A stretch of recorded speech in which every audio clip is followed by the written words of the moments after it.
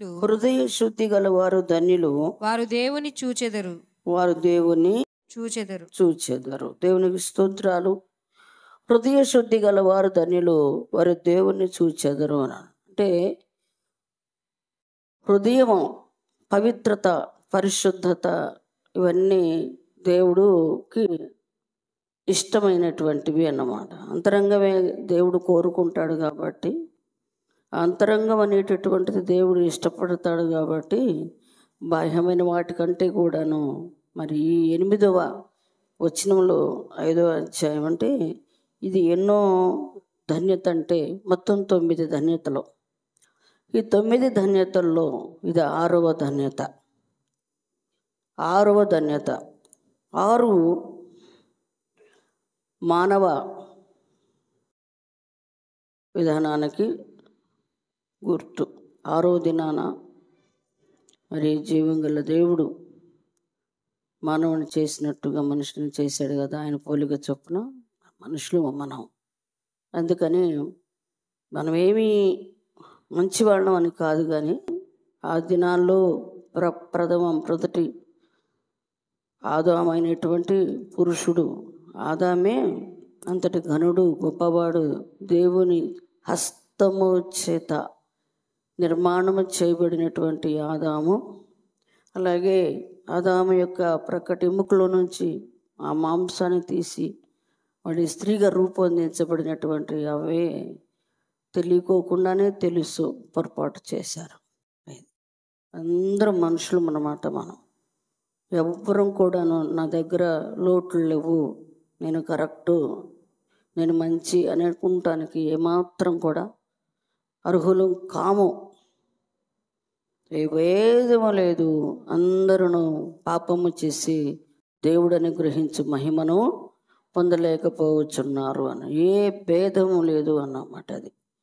కాబట్టి మరి అందరి కోసం దేవుడే పాపిగా మార్చబడ్డాడు. పాపముగా మార్చబడి ఆయన ప్రాణాన్ని ఇచ్చి మన ప్రాణాన్ని వాడి యొక్క చేతిలో నుండి, దుష్టుడి చేతిలో నుండి విడిపించి తీసుకున్నాడు. క్రయధనం అది. మనం ఇచ్చే వెల కంటే కూడా ఇప్పుడు మనం ఏం చేసినా కూడా నేను అది చేస్తున్నాను, ఇది చేస్తున్నాను, ఇలా చేస్తున్నాను, నేను అంత ఖర్చు పెట్టాను, ఇంత ఖర్చు పెట్టాను, అది ఇది ఎన్నో చెప్పుకుంటూ ఉంటాం మనం. అవన్నీ కూడాను యేసయ్య చేసిన ప్రాణత్యాగము ముందు ఎందుకు పనికిరావు అన్నాం. జీవితాంతం మనము ప్రభువారికి రుణపడి ఉండవలసినటువంటి వారు, రుణస్థులవి. ఒక మాట చెప్పాలంటే రుణస్థులవి. ఆయన బిడ్డలమని చెప్పుకుంటానే ఎన్నో పర్యాయాలు తిరుగుబాటు చేస్తూ బలహీనతలో బ్రతుకుతూ ఉన్న సందర్భంలో కూడా మన బలహీనతని మాత్రం కూడా ఆయన జ్ఞాపకం చేసుకుంటూ కూడా వాటిని మనసులో పెట్టుకున్నా కూడా అలా పక్కన పెట్టి మళ్ళీ మనకు ఆరోగ్యం కావాలా, ఆయుష్కాలం కావాలా, ఏమండి, ఆర్థికంగా కావాలా, మనశ్శాంతి కావాలా అని మనకి ఏమి ఇవ్వాలా అని చూస్తున్నాడే కానీ మన దగ్గర నుండి ఏం తీసుకోవాలని మాత్రం ఆశించే దేవుడు కాదు. ఇంత గొప్ప దేవుడికి మనం ఆయన బిడ్డలంగా ఉంటాం గొప్ప సంగతి కదా.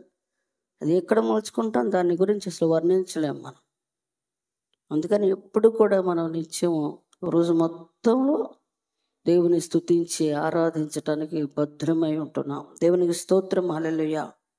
హృదయ శుద్ధి గలవారు అంటే చాలామంది అంటారు కదా, కొన్ని విషయాలు పెద్దవాళ్ళు మాట్లాడే మాటలు ఎలాగుంటాయంటే విచిత్రంగా, విడ్డూరంగా. మనం చేసే పనులు వాళ్ళకి ఎట్లాగుంటాయంటే ఇది మరీ విడ్డూరంగా ఉందమ్మా, దేవుడు ఎన్ని కోరుకుంటున్నాడో ఏంది.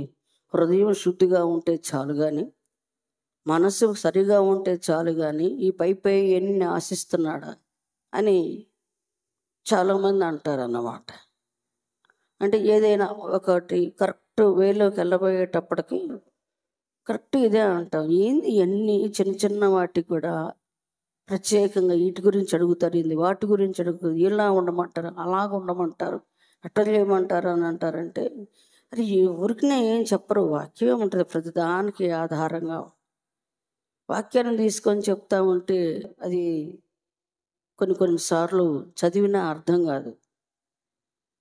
ఎందుకు అర్థం కాదంటే మామూలుగా మన మైండ్తో చదువుకుంటున్నాం, మనకున్న జ్ఞానంతో చదువుకుంటున్నాం. తెలుగు వచ్చు, తెలుగు చదువుకుంటున్నాం. ఇంగ్లీష్ వచ్చు, ఇంగ్లీష్ చదువుకుంటున్నాం.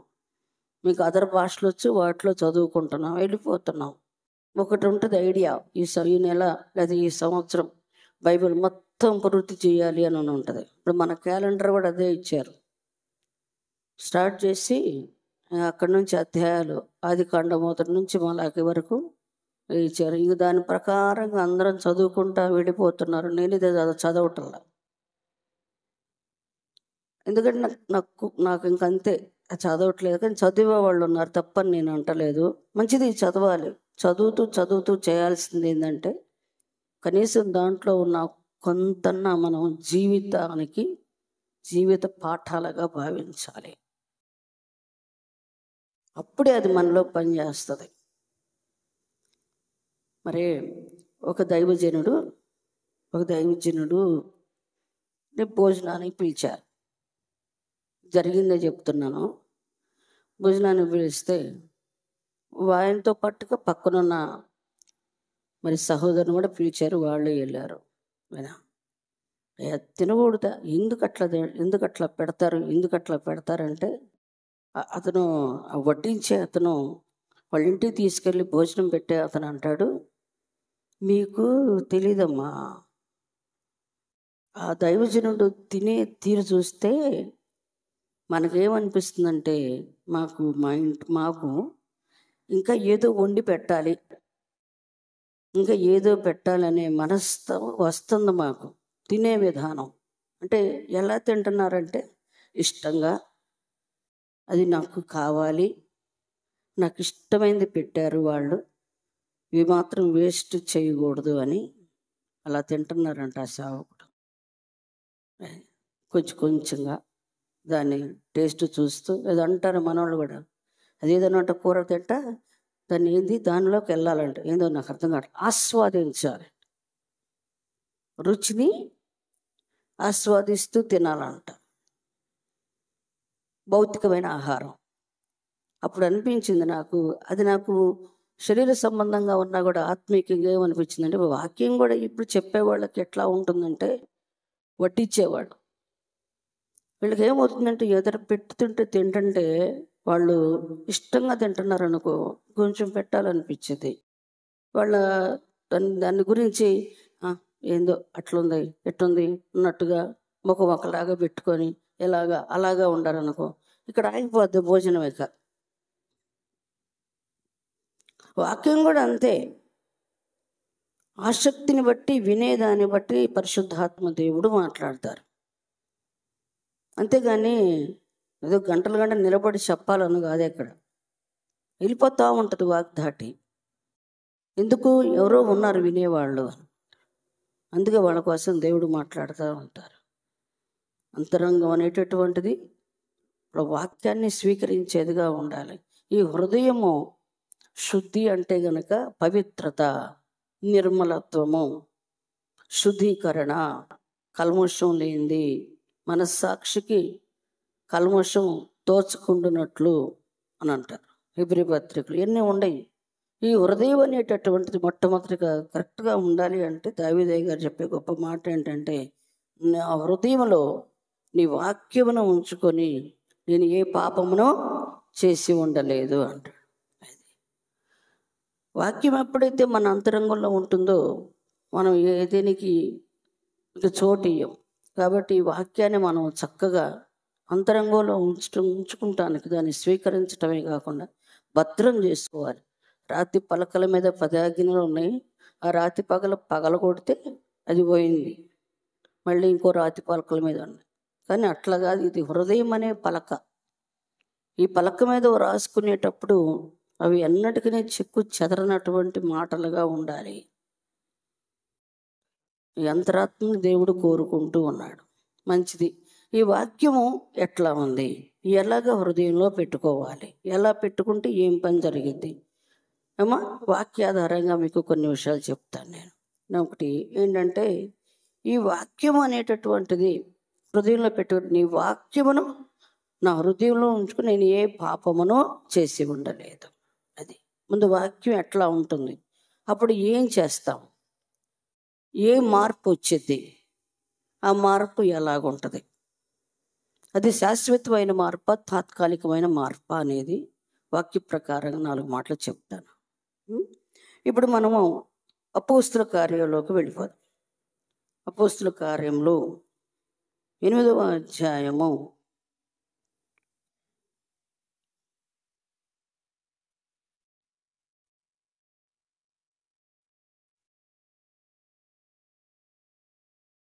8వ అధ్యాయము ఇక్కడ చూస్తే కనుక 26వ వచనం నుండి చదువుకుందాం. ప్రభువు దూత, నీవు లేచి దక్షిణముగా వెళ్ళి యెరూషలేము నుండి గాజాకు పోవు అరణ్య మార్గమును కలుసుకొమ్మని ఫిలిప్పుతో చెప్పగా అతడు లేచి వెళ్ళెను. ఈ దైవజనుడు ఫిలిప్పు గారు సువార్తను ప్రకటిస్తూ అనేక ప్రాంతాలకు వెళుతూ ఉన్నారు. ఈ సమరయ అనే పట్టణంలో అనేక అద్భుతాలు జరిగినాయి. అయితే అద్భుతాలు జరిగిన తర్వాత పరిశుద్ధాత్మదేవుడు ఫిలిప్ని ఏమంటున్నారంటే, నువ్వు పలానా చోటుకి వెళ్ళాలి, గజాకు పోయేటటువంటి ఆ మార్గాన్ని దక్షిణాన్ని వెళ్ళి యెరూషలేము నుండి గాజాకు ఒక అతను వెళుతున్నాడు, వెళ్ళు అన్నాడు. అంటే ఈ విషయం ఏంటంటే, ఇక్కడ దేవుడు ఒక దాసుని, ఒక సేవకుడిని, ఒక సేవకురాలని ఎక్కడికన్నా వెళ్ళండి అని చెప్పినప్పుడు ఇక వెనక ముందు ఆలోచించకూడదు అని అర్థమవుతుంది. ఇక్కడ అడ్డులు, ఆటంకాలు, అభ్యంతరాలు, ఇప్పుడు కాదు రేపు అవన్నీ ఉండకూడదు. మనం పోస్ట్ పోన్ చేస్తున్నాము అంటే అర్థం ఏంటంటే, దేవుడు మన పక్షంగా కూడా చేయబోయే కార్యాలు వాయిదా వేస్తున్నాడు, పోస్ట్ పోన్ చేస్తున్నాడు. మనము నిర్లక్ష్యం చేయకూడదు. చెప్పాడు నీకు ఒకటి, అది చెయ్యి. ఏదైనా సరే నీకు కఠినంగా ఉంటా వెళ్ళాలి. ఇదేంటి, దేవుడు ఇంత అద్భుతం చేశాడు కదా, మళ్ళీ నన్ను అక్కడికే వెళ్ళమంటున్నాడు, నేను వెళ్ళు అంతే. ఏదో దేవుడు చేయబోతున్నాడు, తల వంచుకొని వెళ్ళిపోవాలి. మనము వాడు ఇబ్బందిగా ఉండా వెళ్ళాలి, కష్టంగా ఉండా వెళ్ళాలి, తిండి లేకపోయినా వెళ్ళాలి, వసతులు లేకపోయినా వెళ్ళాలి, నడి రోడ్డు మీద కూర్చొనైనా సరే స్వార్థ ప్రకటించాలి వెళ్ళమన్నప్పుడు. ఇది లోబట్టం. ఒక ప్రత్యక్షతకి, ఒక దర్శనానికి, ఒక వాక్యానికి మనం లోబడితే ఏ పరిస్థితిని గురించి ఆలోచించకుండా వెళ్ళేదే అంతరంగంలో, నా హృదయంలో నీ వాక్యమును ఉంచుకొని, అంటే నీ మాటను ఉంచుకొని,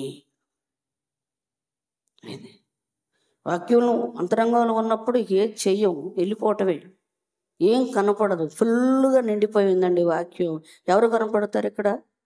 దేవుడు, దేవుని ఆత్మ, దేవుని మాటలు, దేవుని దర్శనాలు, దేవుని ప్రత్యక్షత, దేవుని కోసం ఎలా నిలబడాలి, ఎలా నడవాలి, ఎలా బ్రతకాలి, నేను ఎలా నడవాలి, ఇతరుని ఎలా నడిపించాలి తప్ప రెండోది అక్కడ రావడానికి వీల్లేదు. ఇక్కడ నిండా అన్నం తిన్నాం, ఇంకేం తింటాము?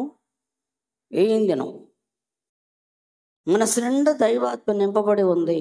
ఇప్పుడు ఎవరికి స్థానం ఇస్తాం? ఎవరికి ఇవ్వం. మరొకటి వచ్చి జ్వరపడుతుంది అంటే అర్థం ఏంటంటే ఖాళీగా ఉంది అని అర్థం.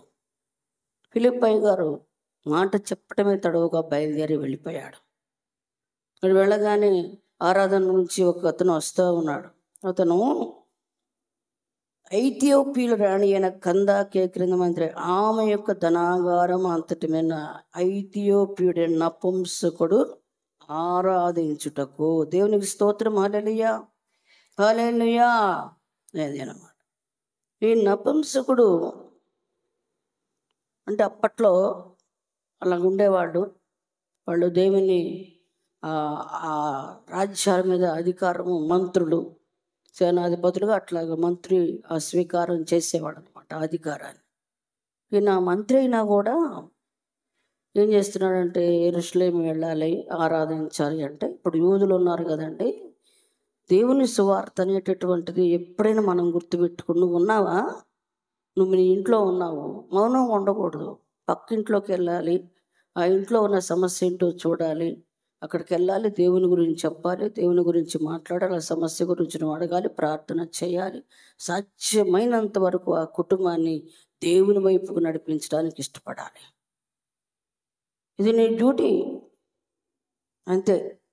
చేస్తే నీకు దీవెన. ఎవరి ద్వారానో ఈయన విన్నారు. ఇక ఆరాధనకు వెళ్ళడం అలవరుచుకున్నాడు. ఆరాధనకు వెళ్ళాలి. ఈరోజు ఏంటి? ఆదివారం. ఈరోజు ఆరాధనకు వెళ్ళాలి. ఏమండి, నిజంగా చెప్తున్నాను, స్థానిక సంఘాల్లో ఏ స్థానిక సంఘమైనా ఎంతో ఎమర్జెన్సీ అయితే తప్ప పునరుద్ధాన దినాన ఎవ్వరు కూడా వ్యర్థం చేసుకోరు. ఇది వాస్తవం. ఎవరు వ్యర్థం చేసుకోరు. చీటికి మాటకి ఇచ్చిన దానికి పెద్దదానికి పునరుద్ధాన దినాన్ని ఏముందిలే అని వెళ్ళిపోయేటటువంటి వాళ్ళ జీవితంలో చాలేటటువంటి ఎదుగుదల లేదు అని అర్థం అన్నమాట. వాళ్ళు ఆయన పునరుద్ధానానికి, ఆరాధన సమయానికి విలువ ఇవ్వనటువంటి వారు అని అర్థం. ఇంకొక విషయం ఏంటంటే, ఎక్కడికో చోటుకి వెళ్ళి ఏమైంది, ఇక్కడికి వెళ్ళొచ్చుగా ఆరాధనకి, అక్కడికి వెళ్ళొచ్చుగా ఆరాధనకి అని చెప్పని అనుకుంటారు. అది కూడా సరైనటువంటిది కాదు. మనం ఎక్కడ రక్షించబడ్డామో, ఎక్కడ మనం పుట్టామో అదే సంఘానికి, అదే స్థలానికి, సమయానికి ఆరాధనకు వెళితే అసలు ఆ దీవెనే ఎంతో గొప్పగా ఉంటుందండి. ఉత్తముడని, యెహోవా ఉత్తముడని రుచి చూచి ఎరిగి తిరిగినట్లుగా నువ్వు తింటే కానీ ఆ ఫలం యొక్క టేస్ట్ నీకు తెలియదు. తినం కదా మనం, ఎట్టుంటుందో ఏవాలనుకుంటాం. అది ఆధ్యాత్మికమైన రుచి చూడాలి. నేను వస్తున్నాడు, యెరూషలేం నుంచి ఆరాధన అయిపోయింది, రథం మీద కూర్చొని వస్తూ ఉన్నాడు. ఈ సందర్భంలో ఏం జరిగిందంటే కనుక 28వ వచనం, నా రథం మీద కూర్చుండి ప్రవక్త అయిన యెషయా గ్రంథము చదువుచుండెను. అది మరి అంతే కదా. ఇప్పుడు ఆరాధన నుంచి వెళతాం, అక్కడ ఉండి ఏం చేస్తున్నాడట, మళ్ళీ కూర్చొని వాక్యం చదువుకున్నాడు. అంటే అక్కడ చెప్పుంటారు. దేవునికి స్తోత్రం, హల్లెలూయా. అది ఇక్కడ ఏదైతే వాక్యం వింటామో మనము మళ్ళీ మనం ఇంటికి వెళ్ళి ధ్యానం చేసుకోవాలి. అది ఇదే మంచిది. అది కొన్ని అందరు చెప్పేవాళ్ళకి కూడా అన్నీ అర్థం కావు, వినేవాళ్ళకి బాగా స్పష్టంగా అర్థమవుతూ ఉంటాయి. వాళ్ళు ధ్యానంతో వింటూ ఉంటారు. ఇంటికి వెళ్ళిన తర్వాత కూడా మళ్ళీ ధ్యానం చేసుకుంటే ఇక్కడ విన్న వాటికంటే కూడా ఇంకా శ్రేష్టమైన, ఉత్తమమైనటువంటివి దేవుడు మనతో మాట్లాడటానికి అవకాశం ఉంటుంది. ఇంకా వచ్చి ఆ రథం మీద కూర్చొని చదువుకుంటున్నాడు. ఈరోజు చెప్పినటువంటి ఆరాధన సమయంలో చెప్పినటువంటి వాక్యం ఏమై ఉంటుందని చదువుకుంటున్న సందర్భంలో అప్పుడు ఆత్మ ఫిలిప్పుతో, నీవు ఆ రథము దగ్గరకు పోయి దానిని కలుసుకొనుమని చెప్పాను. ఫిలిప్పు దగ్గరకు పరిగెత్తుకొని పోయి అతడు ప్రవక్త అయిన యెషయా గ్రంథము చదువుచుండగా విని, నీవు చదివినది గ్రహించుచున్నావా అని అడుగగా, అతడు, ఎవడైనను నాకు త్రోవ చూపకుంటే ఎలాగూ గ్రహింపగలనని చెప్పి రథమెక్కి తనతో కూర్చుండుమని ఫిలిప్పును వేడుకొనెను. ఇప్పుడు ఒక పరిచయం లేని వ్యక్తి ఎన్నడూ కూడాను ఈ నపుంసకుడు ఫిలిప్పుని చూడలేదు. ముఖ పరిచయం లేదు, ఏ పరిచయం లేదు. దేవుడు వెళ్ళమన్నాడు, వచ్చాడు. ఇతను వెళుతూ ఉన్నాడు, గ్రంథం చదువుతూ ఉన్నాడు, యెషయా గ్రంథాన్ని చదువుతున్నాడు. ఫిలిప్ వచ్చాడు, చదువుకుంటూ వెళ్ళిపోతూ ఉన్న సందర్భంలో ఫిలిప్ కలుసుకొని మరి అడుగుతున్నాడు. ఫిలిప్ ఆ రథము దగ్గరకు పోయి దాన్ని కలుసుకోమని దేవుడు చెప్పాడట. దేవునికి స్తోత్రం, హల్లెలూయా కదా. ఇప్పుడు వెళ్ళమన్నాడు కానీ ముందుగానే చెప్పలా రథం వచ్చింది అని అన్నీ కాదు.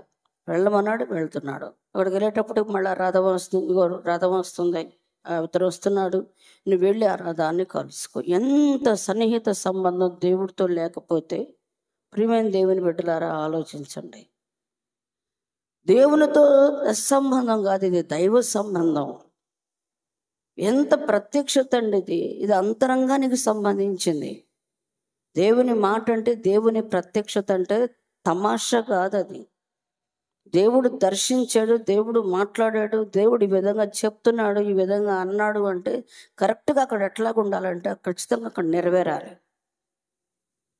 అది నిజంగా దేవుడు నీతో మాట్లాడితే, నిజంగా దేవుడు నేను దర్శిస్తే నువ్వు వెళ్ళిన చోట విజయాన్ని చూస్తావు. దేవుడు చెప్పాడు, నన్ను దేవుడు వెళ్ళమన్నాడు, నాతో మాట్లాడుతున్నాడు, లెగిస్తే దేవుడు మాట్లాడుతున్నాడు. ఏది మాట్లాడితే రిజల్ట్ ఏది, ప్రతిఫలం ఏది? ఏది రిజల్ట్ ఏది? ఏం మాట్లాడుతున్నాడు? సన్నిహిత సంబంధం ఉన్నప్పుడు ఆ క్రియ, ఆ రిజల్ట్ అందరికీ కనబడాలి కదా. చాలా జాగ్రత్తగా మనం ఉండాలమ్మా, లేకపోతే కష్టం. నమ్మకార్థ క్రైస్తవుల కంటే అధ్వానం అయిపోతాం. ఒక ఆత్మీయ అనుభవంలో ఉండి తెలిసి తెలియట్లుగా ఎరిగి ఎరగనట్లుగా ఉండకూడదు దేవుని సన్నిధిలో.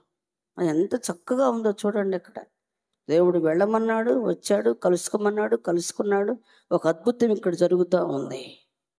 దేవుడు చెప్పింది అయితేనే అది కూడా ఉద్రేకాలతో ఆవేశాలతో చేస్తే జరగదు. అది నా స్వానుభవం. ఎందుకో అప్పుడప్పుడు దేవుడు చెప్పిస్తూ ఉంటాడు.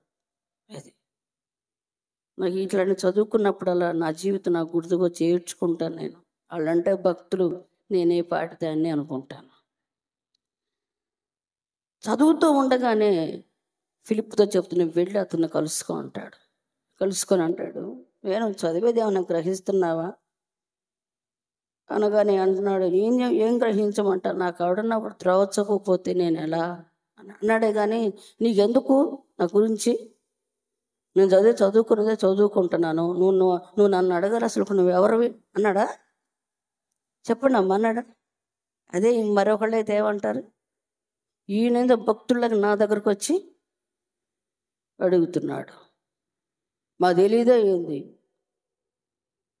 ఈరోజు నేను ఆరాధనకు వెళ్ళడమా, ఎన్నో సంవత్సరాల నుంచి వెళ్తున్నా, నాకు అన్నీ తెలుసు. ఆ విధేయత ఏంటండి? ఆ నవరత ఏంటి? తగ్గింపు ఏంటి? పైగా అయ్యా నాకు అసలు ఎవరు మార్గం చూపించకపోతే నాకు ఎట్లా తోచింది? నువ్వు చదివేది గ్రహిస్తున్నావు అన్నాడు. అంతే. రాయరా ఎక్కడ కూర్చోబెట్టుకున్నాడు? పక్కనే. దేవునికి స్తోత్రం. అది ఒకటి నువ్వు చూడాలి అంటే అంతరంగం లోపల నపుంసకునికి హృదయం ఎట్లాగా ఉందంటే, విన్నటువంటి వాక్యం తనకి సరిగా తృప్తి అనిపించల. ఇది ఇంకా ఏదో ఉంది, ఇంకా ఏదో ఉంది లోపల అంతరంగం. వాక్యం వింటున్నప్పుడు కూడా మనకేమని, ఇదే శుద్ధి అంటే, హృదయ శుద్ధి అంటే ఇది. వాక్యము మనలో ఉన్నప్పుడు ఏమవుతుందంటే 1 by 1 1 by 1 1 by 1 అంతరంగంలో ఉన్నాయని ఇలా వెళ్ళిపోతూ ఉంటాయి. ఏమేమి ఉన్నాయో మొత్తం ఈరోజు దేవుడు ఏం మాట్లాడాడో వాటన్నిటిని తీసేసుకుంటానికి ఇష్టపడతాం. అంతేగాని ఏసుటింపుగా ఏంది అదేంటి అనుకో. మనం తెలుసుకుంటున్నాడు, ఇంకేదో ఉంది, నేనేదో చేయాలి, చెప్తే బాగుండు, నాకు అర్థం. దేవుడే చెప్తాడు. ఒక నిరీక్షణ, ఆతృత, ఆశ. ఆశ అది ఒక ఆశ కలిగి ఉంటే మనం దేవుడు కార్యం వెంటనే చేస్తాడు అన్నమాట. ఆశ ఉంది కానీ ఆశ ఎట్లా చేస్తాడులే, సమయం వచ్చినప్పుడు చేస్తాడులే. ఇప్పుడు అంత తొందర ఏముంది? అవకాశం ఉన్నప్పుడు చేస్తాడులే అని చెయ్యాలనుకుంటే చేయడా ఏంది? మనం ఎన్ని ప్రశ్న మంది, సమాధానం మంది. ఇవాళ కాకపోతే రేపు చేస్తాడు, ఈ సంవత్సరం కాకపోతే వచ్చే సంవత్సరం చేస్తాడు. అంతేగాని నేను మాత్రం మారను. చిన్న చితకలు లేకుండా ఎట్టుంటే ఏంది కదా.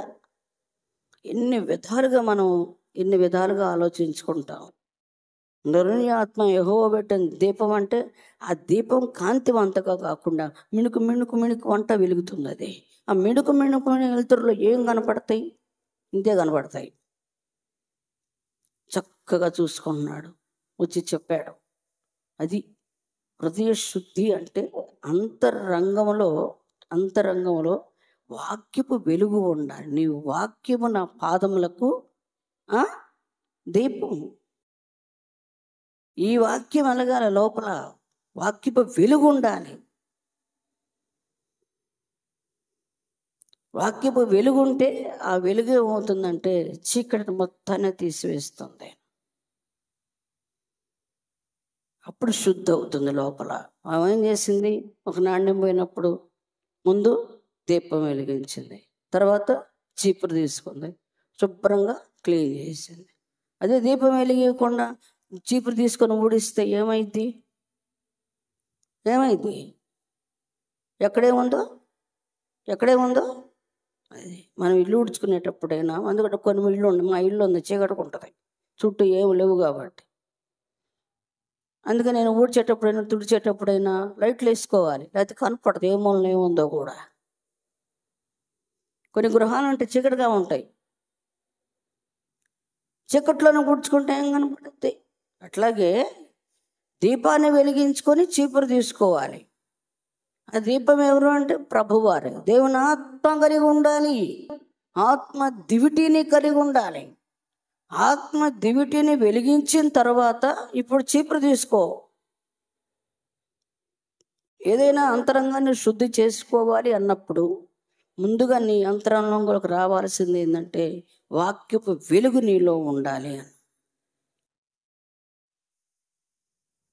అది లేకుండా నువ్వేం చేయాలన్నా అన్ని అట్రఫ్లాప్ అయిపోతాయి.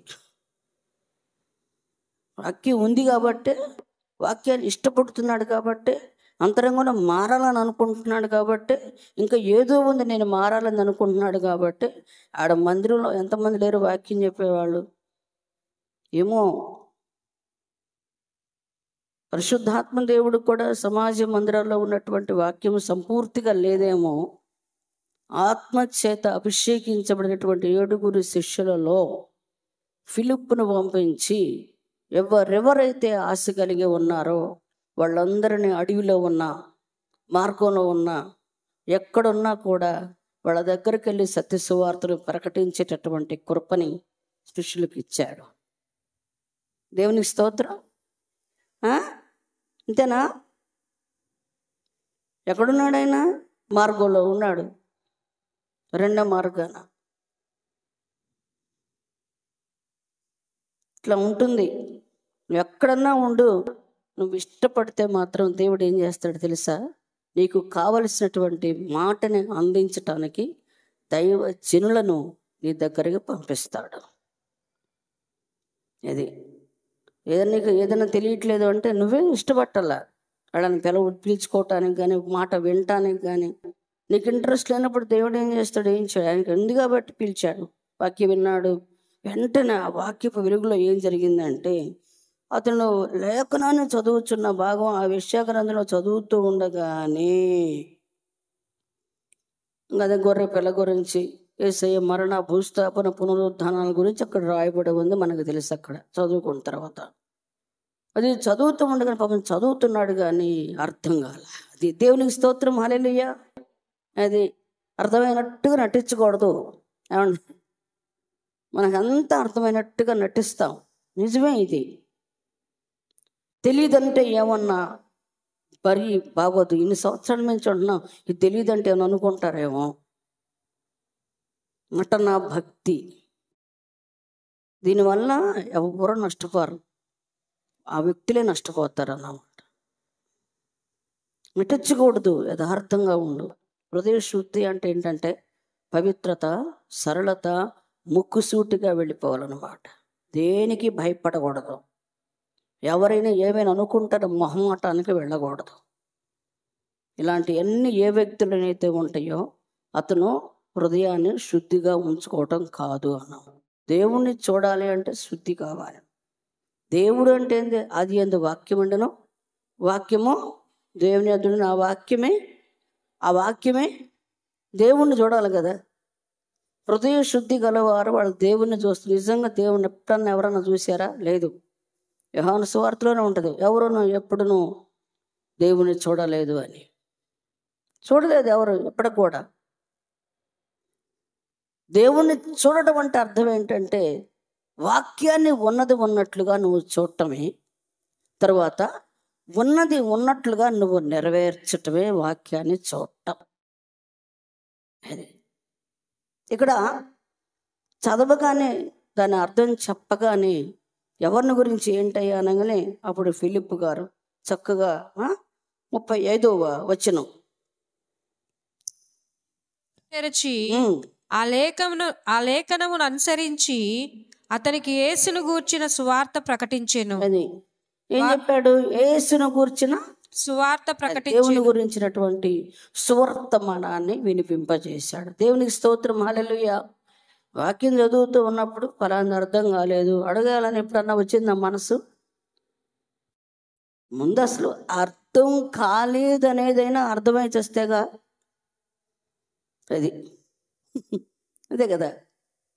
అర్థం కాలేదని అంటానికి అసలు అర్థం కాలేదని కూడా తెలిస్తేగా కూర్చున్నామా, ఏమంటున్నాం? వీళ్ళు ఆరాధన గబగబా అయిపోతుంది, అయింది గబగబా అయిపోతే బాగుండు. ఏం లేదు, ఇంతే. అట్లా ఉండకూడదు. ఆశీర్వదించబడాలంటే తప్పక వాక్యాన్ని మనం అంతరంగంలో పెట్టుకుంటేనే జరుగుతాయి అన్నమాట.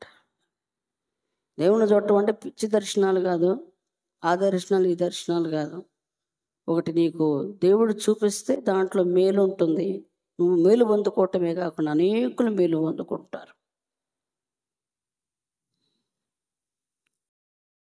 యేసు ప్రభువు గురించి చెప్పగానే అంతరంగం చూడు ఎంత చక్కగా 35 చెప్పిన తర్వాత 36 వారు త్రోవలో వెళ్ళుచుండగా నీళ్లున్న ఒక చోటికి వచ్చినప్పుడు నపుంసకుడు, ఇదిగో నీళ్లు, నాకు బాప్తిస్మం ఇచ్చుటకు ఆటంకమేమని అడిగి రథము నిలుపుమని ఆజ్ఞాపించెను. అయిపోయిందండి. దేవుణ్ణి చూశాడు. ఎక్కడ చూశాడు దేవుణ్ణి? వాక్యం ఎప్పుడైతే గ్రహించాడో, ఎప్పుడైతే అర్థం కాలేదో, నాకు చెప్పకపోతే ఒకళ్ళు చూపించకపోతే ఎలాగ అర్థమైందయ్యా అన్నాడు. ఎప్పుడైతే ఆశపడ్డాడో నపుంసకులు, ఆ ఫిలిప్పు గారు స్పష్టంగా తెలియచేయగానే అంగీకరించి వెంటనే ఏమన్నా గ్యాప్ ఇచ్చాడా? అయ్యో బట్టలేవే, అయ్యో నేను ఇంట్లో మా బంధువులకు చెప్పలేదే, మా వాళ్ళు చెప్పలేదే, రాణిగారికి చెప్పలేదే, అసలు అందులో నేను స్వదేశీయుని కూడా నేను విదేశీయుడు, నాకు ఎట్లాగా ఎవరైనా నేను అనుకుంటే ఈ రోజున బాప్తిసం తీసుకోవాలంటే ఎన్ని ఆటంకాలు, ఎన్ని అభ్యంతరాలు కదండి. ఒక్కటి కాదు, రెండు కాదు, 1,00,000 ఆలోచిస్తాం. పిల్లలకు బాప్తిసం ఇప్పించాలన్నా, ముసలోళ్ళు తీసుకోవాలన్నా, పిల్లలు తీసుకోవాలన్నా, ఎవరు తీసుకోవాలన్నా కూడా ఆలోచన. ఇలా తీసుకుంటే ఎట్లాగైతాడు? ఏమన్నా గ్యాప్ ఉందండి అక్కడ? నాకు కావలసినటువంటి వాటి గురించి కూడా కాదు, కానీ నేను తీసుకోవాలనుకున్నాడు. అయ్యా నీళ్ళు ఉన్నాయి, నేనున్నాను, మీకేమన్నా అభ్యంతరం ఇవ్వటానికి? దేవునికి స్తోత్రం, హల్లెలూయా. ఏంటది? హృదయ శుద్ధి గలవారు ధన్యులు, వారు దేవుని చూచెదరు. అంటే దేవుని చూడటం అంటే అర్థం ఏంటంటే, ఎక్కడైతే దేవుని వాక్యాన్ని, దేవుని ఆజ్ఞను నమ్మి బాప్తిసం పొందినవాడు రక్షింపబడను. ఎప్పుడైతే మనం దేవుని ఆజ్ఞను నెరవేరుస్తున్నామో అక్కడే మనం దేవుని చూస్తున్నాము. ఆమేన్, హల్లెలూయా, హల్లెలూయా. అది దేవుణ్ణి చూడటం అంటే ఏది కాదు. కరెక్ట్గా నువ్వు లేఖనంలోకి వెళ్ళగానే నువ్వు దాన్ని నెరవేర్చావు అంటే గనక ఖచ్చితంగా నువ్వు దేవుణ్ణి చూస్తున్నావు. నువ్వు దేవుణ్ణి చూస్తున్నావు, నువ్వు దేవునిలో ఉన్నావు అంటానికి రుజువు ఏంటంటే గనక 2 విధాలుగా మనం చెప్పుకోవచ్చు. ఒకటి, వ్యక్తిగతంగా మన అంతరంగం దేవునికి యోగ్యంగా ఉన్నప్పుడు తప్పక మనం వాక్యాన్ని చూస్తాము. వాక్యమే దేవుడు. దేవుణ్ణి చూసి ఆ మార్గంలో మనం నడుచుకుంటూ వెళ్ళిపోతాం. నేనే మార్గము, సత్యము, జీవం. రెండవదిగా హృదయ శుద్ధి కలవారు. ఒక వ్యక్తి, ఒక సేవకుడు, ఒక సేవకురాలు, ఒక విశ్వాసి సంఘంలో ఉన్నాం, మనం అందరం దేవుని బిడ్డలు ఉన్నాం. నేను ఒక వ్యక్తిని చూస్తున్నాను, నా అంతరంగం సరిగా ఉంటే, నా మనసు సరిగా ఉంటే, ఆ వ్యక్తిలో ఉన్నటువంటి ఏం చూస్తానంటే చాలా ఉంటాయి బలహీనతలు. నేనేం చూస్తానంటే, ఇంకొకళ్ళు ఏం చూస్తారంటే, అంటే నేనంటే నేను కాదు, కరెక్ట్గా మన అంతరంగం సరిగా ఉంటే కనుక ఆ వ్యక్తిలో ఉన్నటువంటి ఆత్మీయతను చూస్తామన్నమాట. అది 2 విధాలకు కూడాను ఇది ఆ వాక్యం ఎట్లాగా సజీవమై వాడిగలదై, రెండంచులు గల వాడిగల ఖడ్గమైనట్లుగా ఈ లేఖనము కేవలము ఒక్కళ్ళకే కాకుండా ఇద్దరికి వర్తిస్తుంది అన్నమాట. పర్సనల్గా మనకు వర్తిస్తుంది.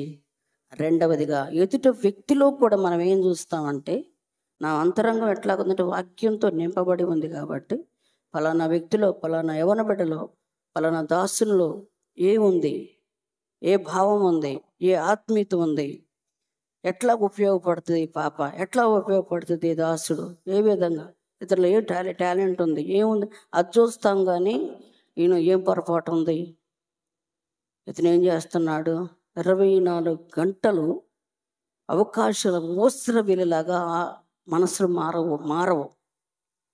ఒకటి ఉంది, లోపల ఇమర్చబడి ఉంది, అది లోపల అంతరాత్మలో అంతరంగంలో చివరెక్కడో అంత ఆత్మీయత కనబడుతుంది. కాకి చిన్నప్పుడు కథలు ఉంటాయి, కాకి దప్పిక్కుంది, కూసాలో నీళ్ళు ఉండే, కాకి దాంట్లో తాగలేదు కదా, ఏం చేస్తుంది, ఎక్కడెక్కడెక్కడ రాళ్ళన్నీ తీసుకొచ్చి ఆ కూజాలో వేయగానే కూజాలో నీళ్ళన్నీ పైకి వచ్చేసినప్పుడు అప్పుడు ఆ కాకి నీళ్లు తాగింది. ఇది కథ కదా, చిన్నప్పుడు మనం చదువుకున్న కథలు. ఇప్పుడు ఆ కథ మనకు వర్తిస్తా లేదో చూద్దామా. అట్లాగే అంతరంగంలో ఎక్కడో అడుగున ఉంది ఆత్మీయత ఒక వ్యక్తిలో నేను చూశాను. ఏం చేయాలి, నేను చాలా పైన ఉన్నాయి అంటే అన్ని పాపం అది అవసరాల సమస్యలతో ఉందో, ఎందుకు అట్లాగా అణిగిమణిగి ఉందో, ఎందుకు వాడలేకపోతుందో, ఎందుకు మరుగునుంటున్నాడో, ఎందుకు మరుగునుంటుందో అర్థం కావటల్లా. అయితే ఏం చేయాలి, ఖచ్చితంగా ఆ పాత్ర దగ్గరికి వెళ్ళాలి. దేవునికి స్తోత్రం. ఆ వ్యక్తి దగ్గరికి వెళ్ళాలి. నా అంతరంగం ఏం చూస్తుందంటే ఆ వ్యక్తిలో ఉన్న దోషాన్ని కాదు, బలహీనతను కాదు, అపవిత్రతను కాదు, మరొకటి కాదు. ఏముంది, దేవుడు ఇతనిలో ఈమెలో ఒకటి దాచి ఉంచాడు. అది బయట గనక తీసామా ఖచ్చితంగా ఈ వ్యక్తి దేవునిలో ఉపయోగపడతాడు. ఆమేన్. హల్లెలూయా, హల్లెలూయా. మనం ఎతకాల్సింది ఏంటంటే మనిషిలో ఉన్నటువంటి ఆత్మీయతను బయటికి తీయాలి. కానీ ఆ మనిషిలో ఉన్నటువంటి వేరే దాన్ని మనం స్వార్థంగా ఉపయోగించుకోకూడదు. చాలా తప్పండి ఇది.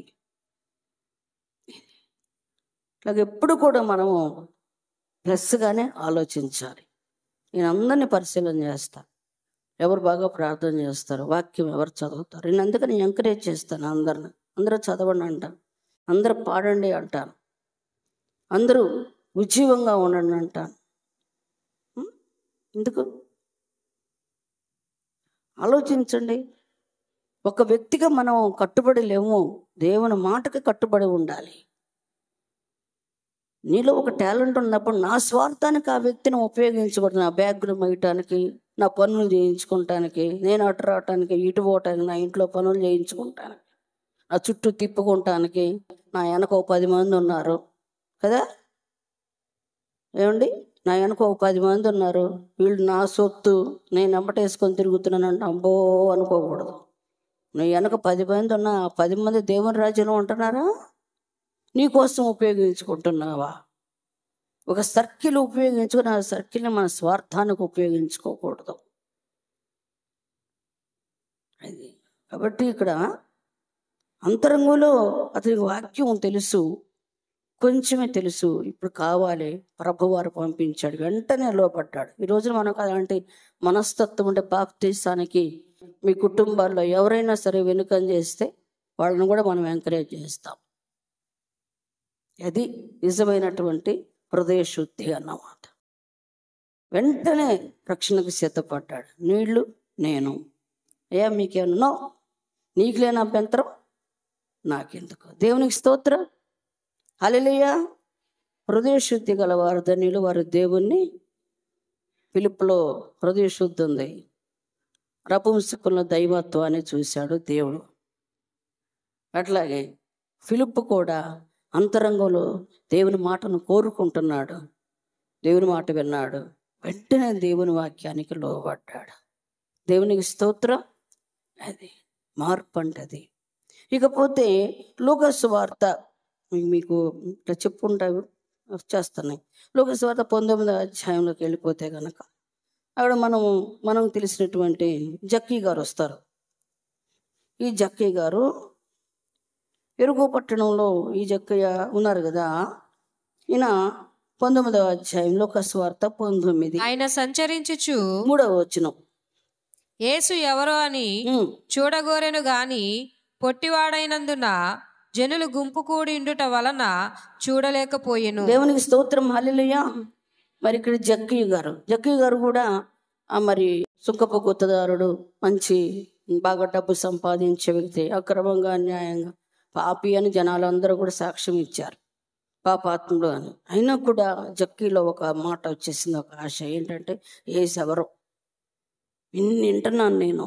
అందరేమో జక్కయ్య గారి కోసం చూస్తుంటే జక్కయ్య ఏమో యేసుప్రభు వారి కోసం చూస్తున్నాడు. అది ఎంత ఉద్యోగం చేస్తున్నా, ఏం చేస్తున్నా కూడా ఒక్కొక్కసారి మన అంతరాత్మ దేవుణ్ణి కోరుకుంటూ ఉంటుంది. ఆమేన్.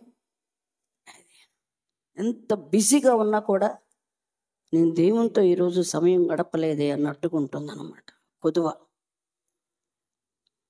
ఇక నేనైతే వేరే ప్రాంతానికి వెళ్ళలేకపోతున్నాను, మన దగ్గరికే వస్తున్నారట.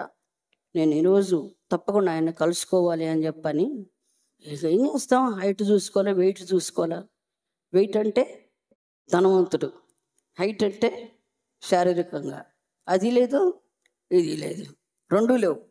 అంటే ఇక్కడ ఏం జరిగింది, యేసు ప్రభు వారి నిమిత్తం అంతరంగంలో ఒక్కొక్కటిగా అంతరంగంలో శుద్ధి చేయటం మొదలు పెట్టబడింది అన్నమాట. ఇప్పుడు నా ధనం కాదు, నా గౌరవం కాదు, నా పదవి కాదు, ఏం కాదు, నేను వెళ్ళాలి, చూడాలి. ఎట్లా? నేనైతే మా ఇంటికి నేను రప్పించలేను. నేను వెళ్తాను, వెళ్ళేటప్పటికి రోడ్డు అంతా బిజీ అయిపోయింది. ఎవరో చెట్టు ఎక్కటం మొదలు పెట్టాడు. చెప్తున్నా, చాలాసార్లు చెప్తుంటారు, ఎక్కటం నంబర్ ఆఫ్ టైమ్స్. అసలు ఎన్ని గాయాలు తగిలినాయో ఆ షర్ట్, అది ఆ కూట ఉంటాయి కదా వాడు బట్టలు, ఎన్ని పర్యాయాలు అది మరి చిరిగిందో, అస్తవ్యస్తమైపోయి ఉంటుంది కదా. ఈ రోజున మనం బట్ట నలకకూడదు, తర జరగకూడదు, అసలు ఏమి చెక్కు చెదరకుండా వెళ్ళాలి, చెక్కు చెదరకుండా రావాలి.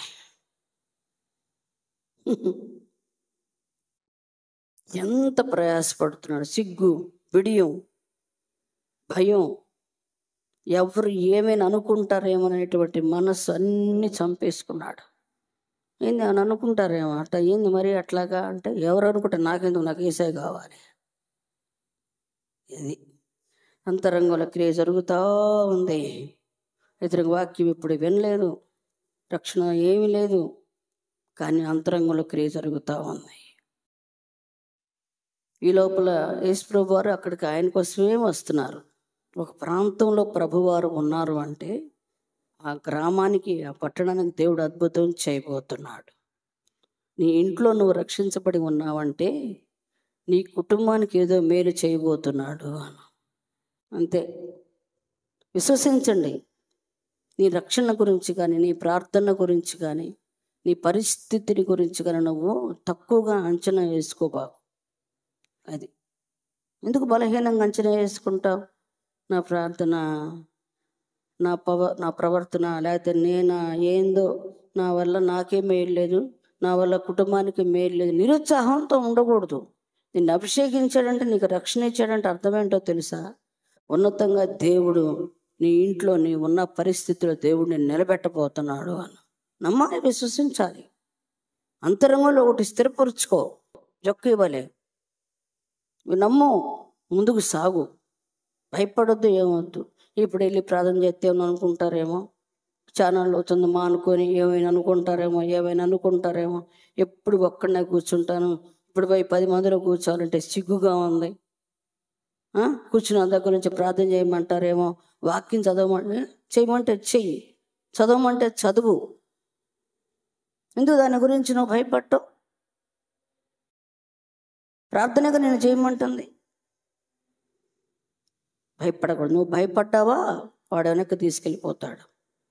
ఇది వచ్చేసాడు యేసుప్రభు రానే వచ్చాడు. ఈ ప్రయాస పడతానే ఉన్నాడు. అదేదో ముందే రావచ్చు కేసయ్య, లేదు. అట్లా ఉంటే దేవుడు కార్యాలు. నేను ఇంట్లో ఉన్నప్పుడే రావచ్చుగా అనుకున్నాడా?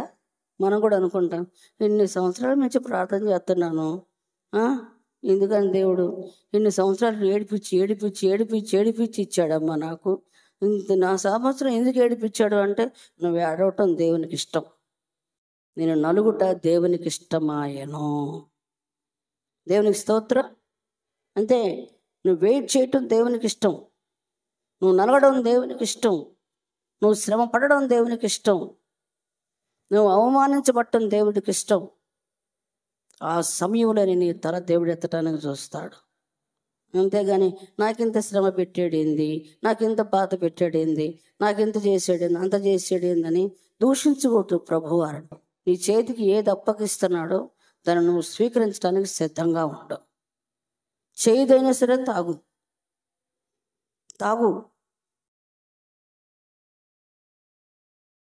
అంతే, తద్వారా ఏదో మేలు జరగబోతుంది. ఒక నియమంలోకి వెళ్ళిపోవాలి మనం. అప్పుడు చెట్టు ఎక్కినాక వస్తున్నాడు, జక్కయ్య త్వరగా చెట్టు దిగు, నేను నీ ఇంట్లోకి రావాలి. ఏమండి, అంత కష్టపడి చెట్టు ఎక్కితే ఇప్పుడు దేవుడు ఎట్లా దిగమంటున్నాడు? 5వ వచనం. వచ్చినప్పుడు కన్నులెత్తి చూచి, జక్కయ్య త్వరగా దిగుము. ఎంత కష్టపడి ఎక్కాడండి చెట్టు. ఇప్పుడు దేవుడు ఏం చెప్తున్నాడు? త్వరగా దిగుము. ఇప్పుడు ఎన్నిసార్లు పడాలి కిందకి? ఎక్కేటప్పుడే నానా గందరగోళంగా ఎక్కితే ఇప్పుడు దిగేటప్పుడు ఇప్పుడు త్వరగా దిగమంటే ఆడ నుంచి దూకాడేమో అసలు, తగిలిన దెబ్బలని కదా. ప్రార్థన తొందరగా రావాలి అంటే ఇంకొక అరగంట పట్టిద్ది, పర్వాలేదా? ఏమండి, లేరా అనేవాళ్ళు లేరా? చెప్పండి. నాకు ఈరోజు కుదరదు, ఏమనుకోకండి, మీరు వెళ్ళరండి. ఏందో అఫీషియల్ లెవెల్, ఎవరిని పోషించటానికి,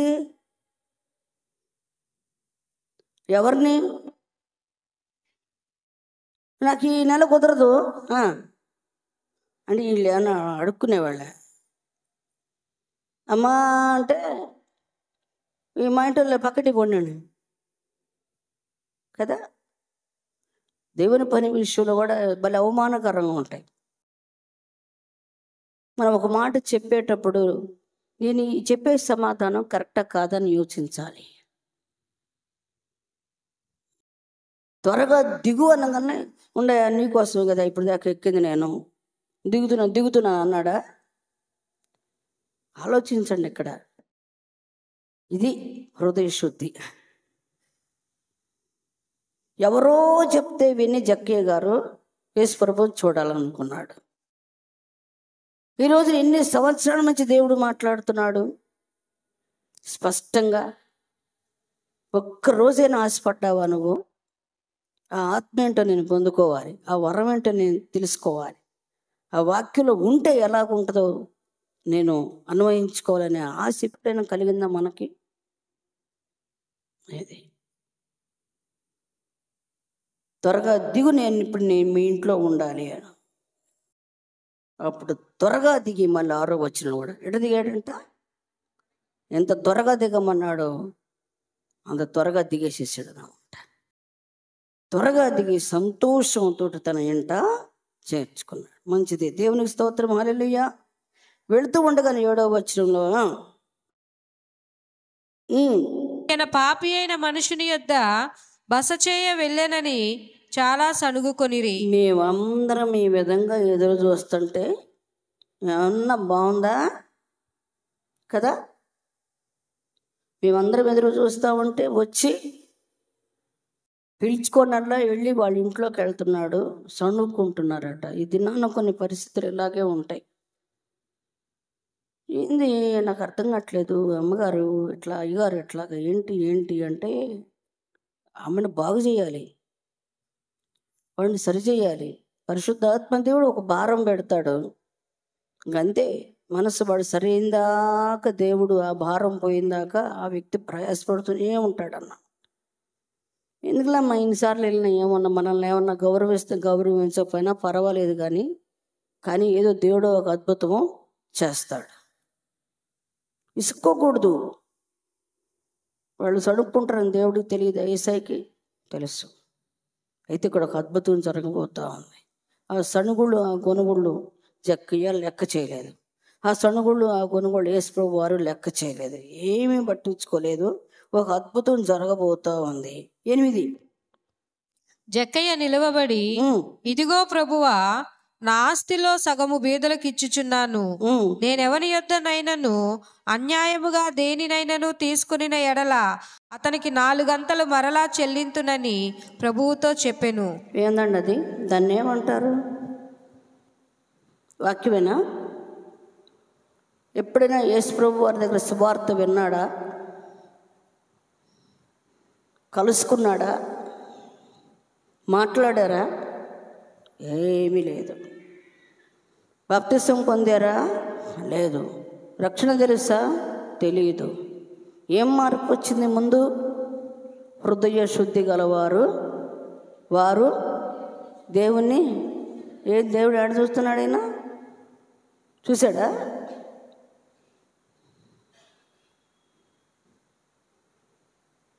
అది మార్పు. దేవుణ్ణి ఎక్కడ చూస్తున్నాడంటే, యేసుప్రభు వారు వచ్చి నువ్వు చాలా అక్రమస్తుడు వాళ్ళందరూ అనుకుంటున్నారు అని అన్నాడా? లేదు. యేసయ్య వచ్చి ఇంట్లో కూర్చోగానే ఫస్ట్ అన్న మాట ఏంటంటే, నా ఆస్తిలో సగము పేదలకి. ఇక్కడ చూస్తున్నాడు వాక్యం. నేను నా జీవితంలో చేసినటువంటి అక్రమ సంపాదనకి, అన్యాయ సంపాదనకి పరిహారం చెల్లించాలి. ఇక నేనేం చేస్తానంటే సగం పేదవాళ్ళకి ఇచ్చేస్తానయ్యా. చెప్పలా ప్రభువారు. లోపల కలుగుతూ ఉంది, హృదయంలో అంతరంగంలో నువ్వు తప్పు చేస్తున్నావు, నువ్వు సరైన మార్గంలో లేవు అని అర్థమైపోతూ ఉంది. దేవుని మాట, ఆ మాటల్లోనే త్వరగా దిగు, నేను నీ ఇంటికి రావాలి అన్నప్పుడే ఆ మాటలోనే జక్కయ్య గారికి అర్థమైపోయింది అన్నాం. ఈ దినాన్ని ఎన్ని మాటలు మనం వింటున్నామంటే దేవుని గురించి, వాక్యాన్ని గురించి, ఆజ్ఞను గురించి, కట్టడని గురించి, ప్రవర్తన గురించి, పద్ధతిని గురించి ఎన్ని వింటున్నాం. ఒక్కటన్నా మనలో పనిచేస్తుందా? ఇది చూడటం అంటే. ఇది చూస్తే ఎలాగుంటుంది? కరెక్ట్గా మనం వాక్యాన్ని చూస్తే ఇలాంటి శుద్ధీకరణ జరుగుతుంది అని. శుద్ధీకరణ ఉంటేనే నువ్వు ఆ దేవుణ్ణి చూడగలుగుతావు, ఆ వాక్యాన్ని చూడగలుగుతావు. వాక్యాన్ని చూడటమే వాక్యాన్ని నెరవేర్చటము. కోపాలు, రోషాలు, పౌరుషాలు, ముఖాలు మార్చుకుంటారు, నవ్వే ఉండదు. ఏదో నాకేం అర్థం కాదు అసలు. మనుషులు మొహాలు చూస్తే చిటపట చిటుకురాడు. ఎవరినెవరం పోషిస్తున్నామండి? నేను మిమ్మల్ని పోషిస్తున్నాను, మీరు నన్ను పోషిస్తున్నారా? లేదుగా. మనల్ని అందరినీ దేవుడు పోషిస్తున్నాడు. ముఖాలు ఎందుకు నల్లగా పెట్టుకోవటం? శాంతంగా ఉండొచ్చుగా. మంగళం ఉండేది మాకు ఇదివరకు. ఆ మంగళాలా మాడిపోయిన మంగళం. ఎందుకట్లా? దేనికి? హ్యాపీగా ఉండండి.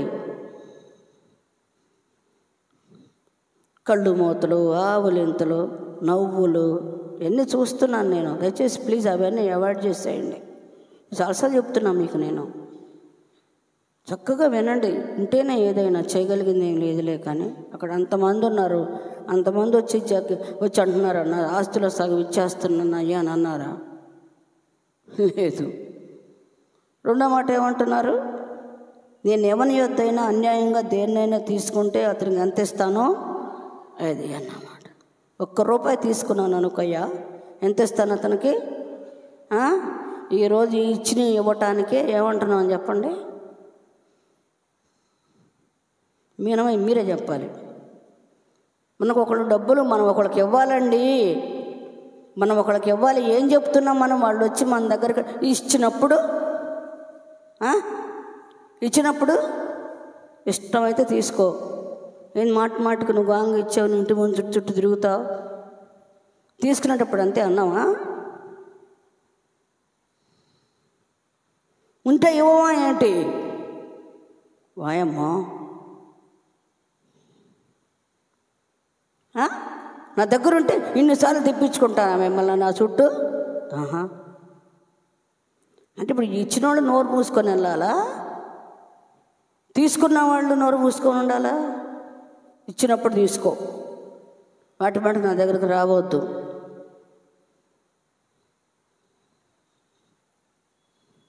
ఏదైనా మార్పు అంటే ఇది మార్పు. అతను ధనాన్ని గురించి ఎందుకు చెప్తున్నాడంటే, ఇతను ధనం దగ్గరే మనుషులకి నీచుడైపోయాడు అన్నమాట. ఒక్కొక్కళ్ళు ఎవరెవరు దేని దగ్గర దేవునికి దూరం అయిపోతున్నామో తెలుసుకోవాలి. ఏ క్రియ దగ్గర దేని దగ్గర మనం దూరం అయిపోతున్నామో తెలుసుకుంటే అప్పుడు బ్లెస్ చేయబడతాం. ఇతను డబ్బు దగ్గరే అందరి దృష్టికి పాపయ్యాడు. తన మనసుకు కూడా అర్థమైపోయింది, నీ డబ్బు విషయంలోనే దేవునికి దూరం అయిపోయాను, నా పాపం నా కళ్ళ ముందు కనబడతా ఉంది. అది కదా వాక్యం చదువుతూ ఉండగానే చెప్తూ ఉండగానే ఏమైపోద్దంటే, మనం చేసింది మన కళ్ళ ముందు కనపడాలి. అది హృదయ శుద్ధి అంటే. వాక్యపు అర్థంలో మన ప్రతిబింబం కనపడాలి. వాక్యం అర్థం అంటది కదా, అర్థం ఎలాంటిది? శుద్ధి చేస్తుంది. వాక్యం అర్థం అంటది.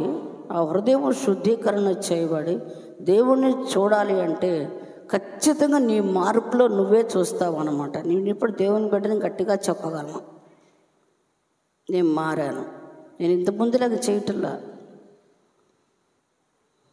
చెప్పాలి, చెప్పగలిగే స్థితి రావాలి. అది మోసంగా రాకూడదు, నిజంగా రావాలి అన్నమాట. ఏం మాట్లాడలేదు, ఏం లేకుండా వాక్యం దేవుని చూడగానే అంతరంగ శుద్ధీకరణ. ఇప్పుడు అబ్రహాము జీవంగల దేవుడు అంటున్నాడు, ఇతడును అబ్రహాము ఎందుకనగా నేడు ఈ ఇంటికి ఏది రక్షించబడ్డా, బాప్తిసం పొందాడా? మరి రక్షణ ఎక్కడి నుంచి వచ్చింది? నమ్మి బాప్తిసం పొందటం అంటే నమ్మాడు. నేను జీవం గల దేవుడు, ఈ దేవుని దగ్గర నేను నా హృదయాన్ని శుద్ధి చేసుకోకపోతే అది అంతరంగంలో కొంతమంది మాటలు చెప్తామండి, అది చేయకూడదు, ఇది చేయకూడదు, ఇలా ఉండకూడదు, అలా ఉండకూడదు, అట్ట ఉండకూడదు అని అంటాం. మళ్ళీ మనమే చేస్తాం దాన్ని. చేయకూడదు, అట్లాగా ఉండకూడదు అని తెలుసు కానీ ఉంటాం. ప్లీజ్ అదేదన్నా ఆ వాక్యం కొంచెం చూస్తే చూడండి. పౌలయ్య గారు, నా శరీరంలో ఒక నియమం ఉంది, ధర్మశాస్త్రంతో కూడిన నియమం ఒకటి ఉంది, స్పష్టంగా అక్కడ రాయబడి ఉంటుంది అన్నమాట. చివరిది ఇంకొకటి ఉందండి, ఒక్కటి చూపించి ముగిచ్చేస్తాను. ఈ ఒక్క పాయింట్ చూడండి, కొరింథీ రాసిన పత్రిక 2వ కొరింథీ. కావున ఇకను దాని చేయునది ఎక్కడమ్మా చెప్పండి? రోమీలకు రాసిన పత్రిక, రోమా పత్రిక చూసుకోండి. రోమా పత్రిక 7వ అధ్యాయము 17వ వచనం. కావున ఇకను దాన్ని చేయునది, దానికంటే ముందు 14 ధర్మశాస్త్రము ఆత్మ సంబంధమైనదని ఎరుగుదుము. అయితే నేను పాపమునకు అమ్మబడి శరీర సంబంధినై ఉన్నాను. ఏలయనగా నేను చేయునది నేను ఎరుగను, నేను చేయ నిశ్చయించినది చేయక ద్వేషించినదియే చేయుచున్నాను. ఒక్క మాట మనమందరం, ఆత్మ సంబంధమైన ధర్మశాస్త్రం ఆత్మ సంబంధమైందని తెలుసు, అట్లాగే వాక్యము ఆత్మ సంబంధమైందని తెలుసు, ఖచ్చితంగా ఆత్మదేవుడు నాతో మాట్లాడుతున్నాడు అని తెలుసు. అయితే నేను పాపమునకు అమ్మబడి శరీర సంబంధమై ఉన్నాను అంటే ఏంటి? అది వాక్యము శక్తివంతమైంది, బలమైంది. ఈరోజు దేవుడు నాతో మాట్లాడేది కరెక్ట్ అని తెలుస్తుంది. అయితే ఏం జరుగుతుందంటే, ఇక్కడ నేను శరీరానికి అమ్మబడి ఉన్నాను, కొనుక్కుంది శరీరం, కొనుక్కుంది నేను బానిసనయ్యాను అని. మనం కూడా శరీరం అంటే లోకం. లోకానికి, లోకతత్వానికి, లోక సంబంధమైన వ్యాపకాలకు ఏమైపోయావంటే అమ్ముడుపోయాం. తెలుసు నేను అమ్ముడుపోయాను, నేను బానిసనయ్యాను అని తెలుసు. అయినా అమ్ముడుపోయినటువంటి రీతిగానే ఉంటాము అన్నాం. ఉదాహరణకి పౌలయ్య గారు చెప్తున్నాడు, చదవమ్మా.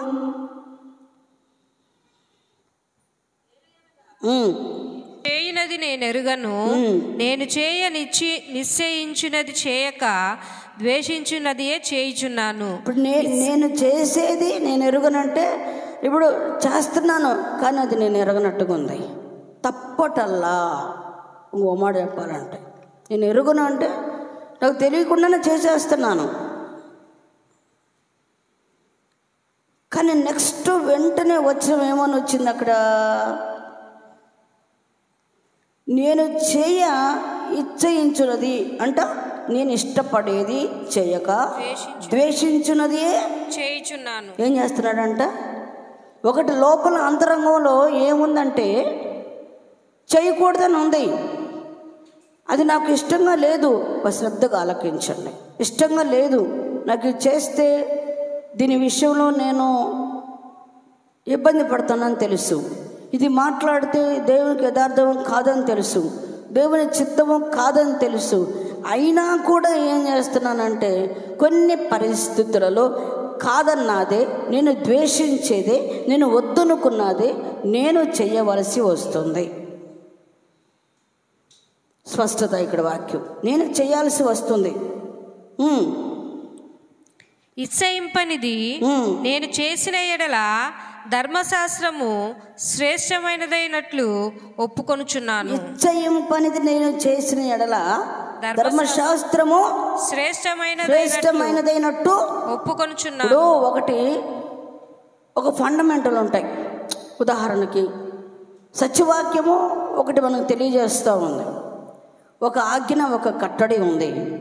ఇది 10 ఆజ్ఞలు ఉన్నాయి. ఈ 10 ఆజ్ఞలు మనం నెరవేర్చడం ధర్మశాస్త్రం మోషే గారికి ఇచ్చారు. ఇది నెరవేరుస్తున్న సందర్భంలో ఒకటి చేయలేకపోతున్నాము, అది తప్పంటలేదు, ఇది చేయటం లేదు, కొన్ని చేసుకుంటూ వస్తున్నాం. ఈ సందర్భంలో ఏం జరుగుతుందంటే, ఇచ్చయింపనిది నేను చేసిన ఎడలంటే నాకు ఏదైతే నేను ఇష్టం లేకుండా అంటే తెలుసు, అది నాకు అయినా చేస్తున్నాను. ఇది నేను చేస్తున్నాను అంటే అర్థం ఏంటంటే కనుక ధర్మశాస్త్రము శ్రేష్టమైనట్టు ఒప్పుకొనుచున్నాను. ఏమైంది, ఈ ఒక్కటి చేయగల సరిపోయిందా, ఒక్కటేగా ఏమంటాం మనము? చెప్పండి, గట్టి చెప్పండి. ఈ ఒక్కటేగా, ఇది కూడా నేను ఎందుకు చేస్తున్నానో దేవుడికి తెలుసు. ఏ సందర్భంలో చేస్తున్నానో దేవుడికి తెలుసు. ఏ పరిస్థితిని బట్టి నేను ఈ పొరపాట్లో ఉన్నాను దేవుడికి తెలుసు.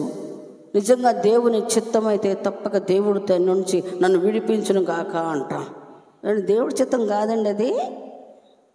ఎందుకు ఆ ప్రార్థన? అర్థం లేని ప్రార్థన. ఇది దేవుని చిత్తం కాకపోతే నా యుద్ధ నుండి తీసివేయబడును గాక అంటే, దేవుని చిత్తం కాకపోతే నీకు తెలియటం లేదా ఇన్ని సంవత్సరాల్లో? ఒక చిన్న లాజిక్ అండి. దేవునికి స్తోత్రాలు. ఒకటి నీకు అది కరెక్ట్ అనిపిస్తుంది వాక్య ప్రకారంగా, దేవునికి స్తోత్రం కరెక్ట్ అనిపిస్తుంది. నేను కొన్ని విడమరిసి చెప్పకూడదు, అందుకనే మీకు దేవుడు మర్మంగా చెప్తున్నాడు. కొన్ని కరెక్ట్ అనిపిస్తున్నాయి, అది తెలుసు నీకు, దాంట్లో నువ్వు లేవు. అయినా కూడా నువ్వేం చేస్తున్నావు, నడుచుకుంటూ వెళ్ళిపోతున్నావు. అంటే కారణం ఏంటంటే దానికి నువ్వు కట్టుబడి ఉన్నావు, అది నువ్వు కరెక్ట్ అని ఒప్పుకుంటున్నావు. ఇది ఎంత దౌర్భాగ్య స్థితితో చూడండి. ఒకటి తెలిసి తెలియక తెలిసి ఎంత సందిగ్ధ జీవితం ఇది. నిజం చెప్తున్నానండి, నా జీవితం అది కాదు. నేను అందుకు చాలామందికి శత్రువుని అవుతాను. నేను నిజమాడి శత్రువుని అవుతున్నా అని నేను ఉన్నది ఉన్నట్టుగా మాట్లాడుతాను. స్త్రీలు ఎలాగుండాలో, పురుషులు ఎలాగుండాలో, సంఘ పెద్దలు ఎలాగుండాలో, సండే స్కూల్ వాళ్ళు ఎలాగుండాలో, టీచర్స్ ఎలాగుండాలో, స్టూడెంట్స్ ఎలాగుండాలో నాకు తెలిసినంత మటుకు దాదాపు నేను కూడా సండే స్కూల్లో టీచర్ని. నేను నా చేతి కింద స్టూడెంట్స్ దాదాపు అప్పట్లోనే 15 మంది ఉన్నారు. దాదాపు వాళ్ళు కొంతమంది ఇప్పుడు సేవకులు అయ్యారు, విశ్వాసులు అయ్యారు, వాళ్ళు సేవ చేస్తున్నారు. ఈరోజు నేను ఎక్కడ కనపడ్డా కూడా మా టీచర్ గారు అంటారు. నాకు తెలుసండి, నేను చెప్తున్నాను. ఇవన్నీ ఏంటంటే నేను ఎరిగి ఉన్నాను, అనుభవించి ఉన్నాను. అన్నీ సంఘంలో ఎలాంటి ఎదుర్కోవాల్సిన మొత్తము నేను ఎదుర్కొన్నాను. ఆ బాధ నాకు తెలుసు, ఆ కష్టం నాకు తెలుసు, ఆ నిందల అవమానాలు నాకు తెలుసు. ఎక్కడ నేను కాంప్రమైజ్ అవ్వలేదు, నాకున్న స్థానాన్ని నేను పోగొట్టుకోలేదు. ధైర్యంగా వెళ్ళాను, ఎదుర్కొన్నాను. సావుకులను కూడా ఎదిరించాను, సావుకురాలను కూడా ఎదిరించాను. నా దగ్గర తప్పు లేకపోతే నేను అసలు భయపడను, అంతే. కొంతమంది భూమి మీద లేరు, తల ఉంచుకున్నారు ఆ దినాన్ని. అమ్మాయి ముందు నిలబడలేరు, అంతే. నేను అంతే ఉంటాను. నాకు సంబంధించినంతకు ఆ విధంగా ఉండాలని ఇష్టపడతాను, ఉంచాలని ఇష్టపడతాను. దానికి ఇష్టపడ్డ వాళ్ళే ఉంటారు. నేను దాని గురించి భయపడను. నాకు పరలోకం కావాలి. నా దగ్గర నాకు 5గురిని ఇచ్చిన 4గురిని ఇచ్చిన వాళ్ళని పరలోకంలో ఉంచాలి. ఇది నా ధ్యేయం. మొహమాటానికి కలవకూడదు వాక్య విషయంలో. ఏమైందిలో చిన్న పిల్లలు, ఏమైందిలో ఇప్పుడేగా వచ్చింది, ఏమైందిలో ఈటని వెళ్ళిపోతారు, ఎక్కడికి పోరు. దేవుని ఏర్పాట్లో ఉంటే వాళ్ళు ఎక్కడికి వెళ్ళరు. తిరిగి ఇక్కడే ఉండి అభివృద్ధి చెందుతారు. సంఘంలో ఒక అమ్మాయి ప్రార్థన చేస్తాం, నేను చెప్తాను అదొక్కటేగా తీసేసుకోమ్మా అంటున్నా. అంటది నేను కూడా ప్రార్థన చేసుకుంటున్నానమ్మా అంటున్నాను దేవుణ్ణి. దేవా నీ చిత్తమైతే దీన్ని తీసేయ్యా అని అడుగుతున్నానమ్మా అంటే, పనికి మాలిందన్నా అది దేవుని చిత్తమేనే అన్నా. ఒక తప్పు, ఒక పాపం దేవునికి వ్యతిరేకమైంది నీ దగ్గర ఉన్నప్పుడు దేవుని చిత్తం ఏంటి అసలు? ఏమని ప్రార్థన చేసావు? అజ్ఞాన ప్రార్థన. అట్లా చేయకూడదు. ఇది దేవుని చిత్తం. ఇది పలుమార్లుగా నీకు అడ్డమని దేవుడు మాట్లాడుతున్నాడు. దాన్ని తీసివేసే. నీ ఆత్మీయత కంటే, నీ కుటుంబ క్షేమము కంటే చిన్న బలహీనత అది ఎక్కువ ఉండేది. ఎంత బలహీనమైన బ్రతుకది. పాపం పౌలు గారు అది అల్లాడిపోతున్నాడు. ధర్మశాస్త్రాన్ని వదులుకోలేడు, అలాగని ఇటు వచ్చి వాక్యంలో ఉండలేడు. దాన్ని కాదని లేకపోతున్నాడు, దీన్ని కూడా రెండింటి మధ్య సందిగ్ధం అయిపోతున్నాడు. నాకు తెలుస్తుంది, చేయలేకపోతున్నాను, విడిచిపెట్టలేకపోతున్నాను. ఇంత నలిగిపోతున్నాడు చూడండి ఇక్కడ. దేవునికి స్తోత్రం. 17 కావున ఇకను దాని చేయునది నా యందు నివసించు పాపమే గాని నేను కాదు. ఇప్పుడు ఒకటి జరుగుతుంది అంటే అర్థం ఏంటో తెలుసా? నేను మాత్రం కాదమ్మా, అది నాలో ఉంది. ఏందది? గట్టిగా చెప్పండి. ఏందది? పాపం. చెప్పండి నోరు తెరిసి. నాలో ఉంది ఏంది అని నేను ఒప్పుకున్నాడా లేదా? నేను కాదు, నా యందున్న పాపమే అంటే అలా ఆడిపోతున్నాడు. నేను చెయ్యాలని చేయట్లేదు కానీ తప్పటల్లా, నడవాలని నడవట్లేదు కానీ తప్పటల్లా, ఉండాలని ఉండలేదు కానీ తప్పటల్లా కదా. ఇలా ఉంటాయి జీవితం. దేవునికి స్తోత్రాలు. చదువు తల్లి. నా యందు అనగా నా శరీరమందు మంచిది ఏదియు నివసింపదని నేను ఎరుగుదును. మేలైనది చేయవలనని కోరిక నాకు కలుగుచున్నది గాని దానిని చేయుట నాకు కలుగుటలేదు. నేను చేయగోరు మేలు చేయక చేయగోరని కీడు చేయుచున్నాను. నేను కోరని దానిని చేసిన ఎడల దానిని చేయునది నా యందు నివసించు పాపమే గాని ఇకను నేను కాదు. కాబట్టి మేలు చేయగోరు నాకు కీడు చేయుట కలుగుచున్నదని నా ఒక నియమము నాకు కనబడుచున్నది. అంతరంగ పురుషుని బట్టి దేవుని ధర్మశాస్త్రమునందు నేను ఆనందించుచున్నాను గాని వేరొక నియమము నా అవయవములలో ఉన్నట్టు నాకు కనబడుచున్నది. అది నా మనస్సునందున్న ధర్మశాస్త్రముతో పోరాడుచు నా అవయవములలోనున్న పాప నియమమునకు నన్ను చెరపట్టి లోపరుచుకొనుచున్నది. అయ్యో, నేనెంత దౌర్భాగ్యుడను! ఇట్టి మరణమునకు లోనగు శరీరము నుండి నన్నెవడు విడిపించును? మన ప్రభువైన యేసుక్రీస్తు ద్వారా దేవునికి కృతజ్ఞతాస్తుతులు చెల్లించుచున్నాను. కాగా మనస్సు విషయములో నేను దైవ నియమమునకును, శరీర విషయములో పాప నియమమునకును దాసుడనై ఉన్నాను. 8వ వచనం మొదటిది. కాబట్టి ఇప్పుడు క్రీస్తు యేసునందున్న వారికి ఏ శిక్షా విధియు లేదు. చదవమ్మా. క్రీస్తు యేసునందు జీవమునిచ్చు ఆత్మ యొక్క నియమము పాప మరణముల నియమము నుండి నన్ను విడిపించెను. ఎట్లనగా ధర్మశాస్త్రము దేనిని చేయజాలకపోయెనో దానిని దేవుడు చేసెను. దేవునికి స్తోత్రం. హల్లెలూయా, హల్లెలూయా. ప్రశ్న సమాధానం ఎంత స్పష్టంగా ఉందో చూడండి. ఒక నీము నాలో ఏం జరుగుతూ ఉందంట? పోరాటం.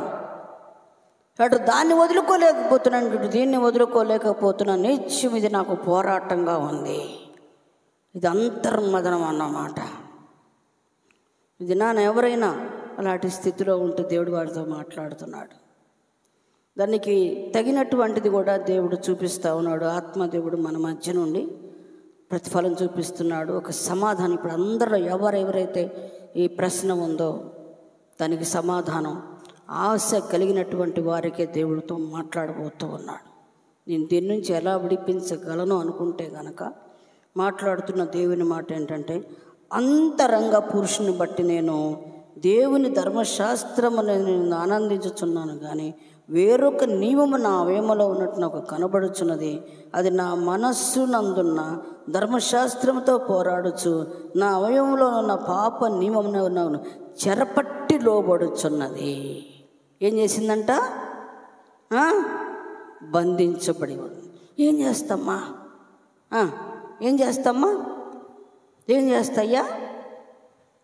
దాన్ని నేను వదిలించుకోలేక పోతున్నాను. ఇది నా మనస్తత్వం ఇంతే. ఇక నేను మారాలని ట్రై చేస్తున్నాను, కానీ అత్తమ్మా అంటారు, ఆంటీ అంటారు, అమ్మగారు అంటారు. అమ్మ ఏం అంత కరెక్ట్గా ఉండాలని ఉంది, కానీ చెప్పండి, ఉండాలని ఉంది కానీ ఉండలేక ఎందుకు? వాక్యం ఏం చెప్తుంది? మనం ఎవరికి లోబడి ఉన్నాం? ఎవరికి? దేనికి లోబడితే కనుక వదిలిపెడతాం. దౌర్భాగ్యానికి లోబడి ఉన్నాం. దౌర్భాగ్యానికి లోబడి ఉండి దాన్ని వదలలేక ఉండి అదే పట్టుకొని అన్నాడు. దీన్ని అంతటి నుండి అయ్యో నేనెంత దౌర్భాగ్యుడనో, ఇట్టి మరణమునకు లోనగు శరీరము నుండి నన్నెవడు విడిపించును. దేవునికి స్తోత్రం. ఈ సంవత్సరం ఈ ప్రార్థన చేద్దామా? ఇలాంటి బలహీన స్థితి నుంచి నన్ను ఎవరు విడిపిస్తారు? హృదయ శుద్ధీకరణ, అంతర్మదనం. కొన్ని ఉంటాయి పాపం ధర్మశాస్త్రంలో ఈయన కొన్ని ఇష్టం కొన్ని చేయటం మొదలుపెట్టాడు. అవి వదులుకోలేక అటు తెలిసింది. యేసుక్రీస్తు నిజమైన దేవుడు, పాపక్షమ ప్రభువారి దగ్గరే ఉందని తెలిసింది. ఇటు రాలేకపోతున్నాడు, అటు వదులుకోలేకపోతున్నాడు. ఎన్నాళ్ళ మించి ఉంటాం కదా, పాపాన్ని తిని ఉంటాం కదా. ఒక్కసారిగా దాన్ని వదిలిపెట్టి అవతలకు రావాలంటే మనిషి రాలేడు. కాబట్టి జాగ్రత్తగా ఉండాలి. ఇది అంతరంగానికి సంబంధించింది. అంతటి భక్తుడే అయ్యో నేను మనం ఏ పార్టీ వాడమండి.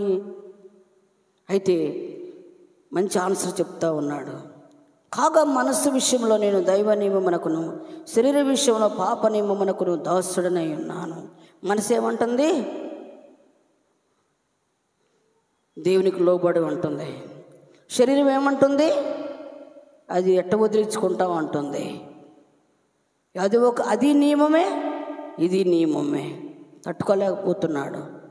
ఇక అందుకని దేవునికి స్తుతి చెల్లించినాక అంటున్నాడు కదా. కాబట్టి ఇప్పుడు క్రీస్తు యేసునందాము అన్నారు. ఏ శిక్ష విధి లే. దేవునికి స్తోత్రం. నేను ప్రభువులో ఉన్నాను. నేను నా ప్రభు ఆ నియమా నుంచి కొట్టివేశాడు, నన్ను విడిపించాడు. సంపూర్తిగా నువ్వు దేవునికి లోబడు. ఎప్పుడు కరెక్ట్గా చూస్తావు దేవుని వాక్యాన్ని. దేవుణ్ణి ఇప్పుడు నువ్వు చూస్తావు. నేను అట్లా చూశాను అని మన అయ్యగారు, మన పౌలయ్య గారు మనతో చెప్తా ఉన్నాడు. చదువుకోవటం కొంచెం మనకు తెలిసినంత మట్టు కన్నా వాక్యంలో ఉండటానికి ఇష్టపడాలి అన్నమాట. క్రీస్తు యేసునందు జీవమునిచ్చు ఆత్మ యొక్క నియమము పాప మరణముల నియమము నుండి నన్ను 7వ అధ్యాయం చివరిలోనేమో ఈ నియమంకి నేను దాసుడయ్యాను అంటున్నాడు. 8వ అధ్యాయం ఫస్ట్లోకి వచ్చేటప్పటికి ఇది నన్ను విడిపించింది. ఆమేన్, హల్లెలూయా, హల్లెలూయా. ఈ సంవత్సరం మనం ఈ మాట చెప్పగలిగే విధానంలో ఉండాలి. ఈ చిన్న చిన్న బలహీనతల నుంచి కూడా దేవుడు నన్ను విడిపించాడు. గట్టిగా చెప్పాలి అందరికీ. చెప్పే కానీ నిన్న కూడా మీతో చాలా విషయాలు అన్నాను. స్త్రీల కొడుకి ప్రార్థనకు శనివారం ప్రార్థనకు వచ్చినాం. అన్నిట్లో అన్నీ ఆరితేరిన వాళ్ళమే. యేసయ్యలోకి వచ్చినాక అయిపోయింది. నోటి మాట హృదయ ధ్యానము దేవుని దృష్టికి నీ దృష్టికి అంగీకారం అగునుగా. చివరిగా టైం అయిపోయింది, ఏమనుకోవద్దు. ఫైనల్ మరి మనం పరలోకం గురించి ఎంత ఎందుకు, రక్షణ ఎందుకు, జీవితం మార్పు ఎందుకు, దేవుని దగ్గరికి వెళ్ళటానికే కదా. ఒక అద్భుతం చూస్తున్నాడు ఇక్కడ. ప్రకటన గ్రంథము 1వ అధ్యాయము. ప్రకటన గ్రంథము కొంచెం సహకరిస్తే అయిపోతుంది టక్కుమని. ఇక్కడ యోహాను అనేటటువంటి భక్తుడు 9వ వచనం, 1వ అధ్యాయం 9వ వచనం. మీ సహోదరుడును యేసును బట్టి కలుగు శ్రమలోను రాజ్యములోను సహనములోను పాలివాడను నైనా యోహానను నేను దేవుని వాక్యము నిమిత్తమును యేసును గూర్చిన సాక్ష్యము నిమిత్తమును పద్మాసు దీపమున పరవాసినైతిని. చదువమ్మా. ప్రభు దినమందు ఆత్మవశుడనై ఉండగా బూరధ్వని వంటి గొప్ప స్వరము నీవు చూచుచున్నది పుస్తకములో వ్రాసి చాలు. ఇక్కడ యోహాను గారు చివరి దర్శనం. మనకు కూడా ఇదే కావాలి. కరెక్ట్ మార్పు ఎప్పుడైతే కలుగుతుందో మరి ఈ ప్రత్యక్షత కోసమే కదా ఇంతకాలం. అయితే ఈ ప్రత్యక్షత యోహాను గారు ఎప్పుడు చూశాడు?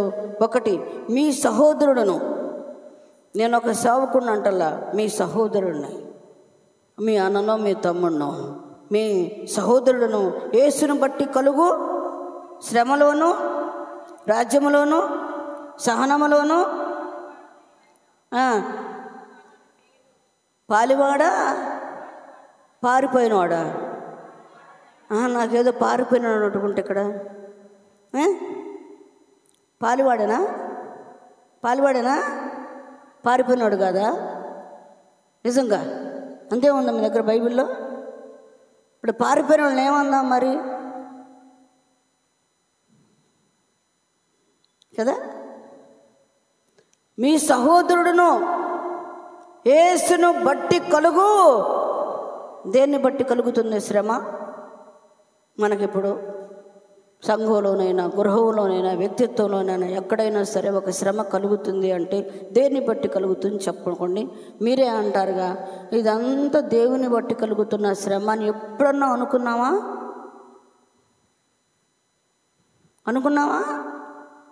నాకేం తక్కువ నన్ను అనాలి, నేను ఎక్కడ కరెక్ట్గా లేనని అనాలి.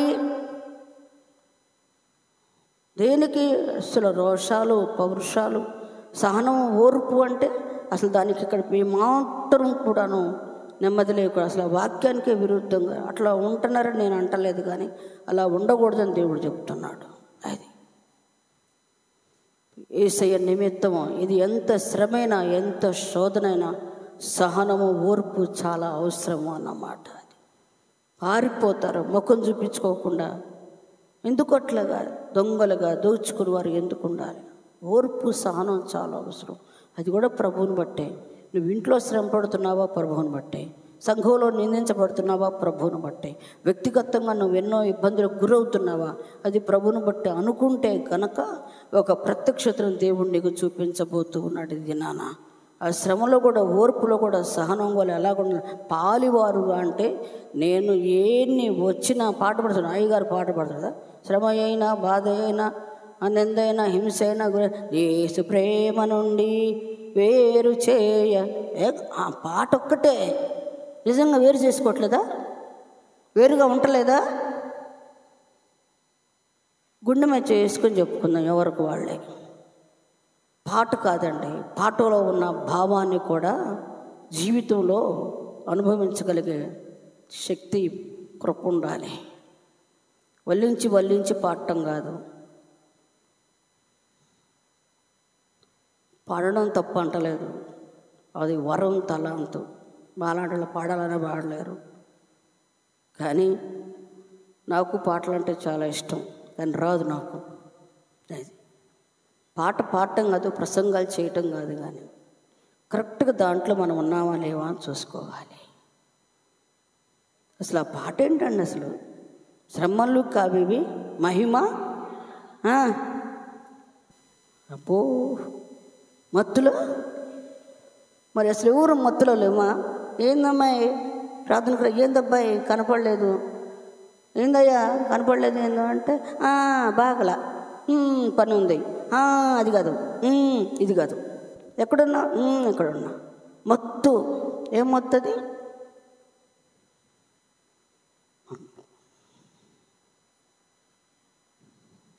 మత్తులో మేలుకోలు పడ్డ. ఈ సంవత్సరం అందరం కూడా మారుమూస మంత్రానికి సిద్ధపడాలి. ఎన్ని వచ్చినా సరే నా ఆదివారం నాదే, నా కూడికి నాదే, నా స్థనం నాదే, నా స్థానం నాదే, నా పాట నాదే, నా వాయిద్యం నాదే, నా పని నాదే. దేవునికి స్తోత్రం, హల్లెలూయా. అది ఈ తీర్మానంగా చివరిగా వస్తేనే ఇప్పుడు ఈ లోకంలో ఉన్న అన్ని విడిచిపెట్టిన తర్వాత ఇప్పుడు పరసంబంధమైన దర్శనాన్ని చూస్తున్నాడు అని. నేను నీకు చూపించేది అన్నీ తీసుకొని అందరికి రాయి అంటున్నాడు. ఇది ప్రత్యక్షత. ఈ అనుభవాన్ని పొందుకోవాలి. పునరుద్ధాన దినాన, ప్రభు దినాన ఆత్మవశుడై ఉండగా, ఈ దినాన ఇదే ఆరాధన దినమందు మనం ఎలాగుంటున్నాం? ఆత్మ పొందుకుంటున్నారా? ఆత్మవశులైపోతున్నారా? ఆత్మలో ఆనందించబడుతున్నారా? ఒక నూతన గీతాన్ని పాడగలుగుతున్నామా? ఆత్మలో ఒక నూతనమైనటువంటి తృష్ణను కలిగి ఉంటున్నామా? నూతనమైన అభిలాషను కలిగి ఉంటున్నామా? మరి ఇక్కడ వాక్యం ఎవరికండి? ఫస్ట్ రక్షణ, బాప్తిసం, రక్షణ అనుభవం. వాక్యం ఉంటే అది జరుగుతుంది, కరెక్ట్గా నిలబడిపోతారు. రెండవదిగా పరిపూర్ణమైనటువంటి మార్పు. మనం ఏ తప్పు చేస్తున్నాం, ఏ పొరపాటు చేస్తున్నాం ఎవ్వరు నీకు చెప్పనక్కర్లా, నీకే నువ్వే సరెండర్ అయిపోతావు దేవునికి అన్నమాట. నేను ఇది చేస్తున్నాను అని కంప్లీట్గా ఆయన పాదాల దగ్గర ఫిదా అయిపోతాం. మూడవదిగా ఈ రెండు ఎప్పుడు జరుగుతాయో, మూడవదిగా పరలోక రాజ్యానికి వెళ్ళిపోతాం. మనం రాజ్య సంబంధులంగా మిగల్చబడతాం. చాలా అవసరం మనకిది. అదే హృదయ శుద్ధి గలవారు ధన్యులు,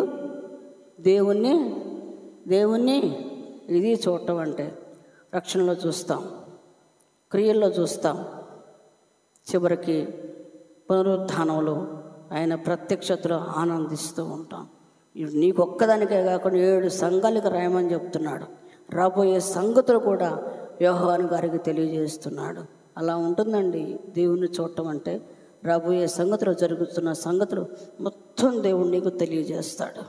ఈ ప్రత్యక్షతలో బ్రతకడానికి నువ్వు, నేను, మనం అందరం జీవించాలి. కడవరి దినాల్లో ఉంటున్నాం. ఇంకా అక్షర జ్ఞానంతో కాకుండా ఆత్మ జ్ఞానంతో బ్రతకటానికి మనం అందరం సిద్ధపడదాం. అలాంటి కృపాధన్యత దేవుడు మనకు అందరికీ దయచేయును గాక. ఆమేన్.